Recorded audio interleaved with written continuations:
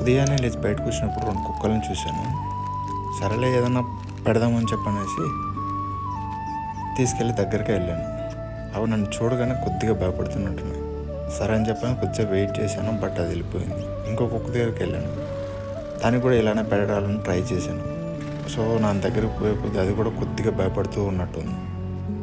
సరేలే అని చెప్పనేసి కొద్దిసేపు ట్రై చేశాను, బట్ 2 దగ్గర రావడానికి భయపడుతూ ఉన్నాయి. సరేలే ఇంకేం చేద్దామని చెప్పనేసి ఒక ప్లేస్ చూసుకొని ఆ ప్లేస్లో పెడదామనేసి ఇక్కడ చెక్ చేసుకుని ఆ 2 చూసే విధంగా ఇక్కడ పెట్టాను. అక్కడ చూడండి చూస్తూ ఉంది.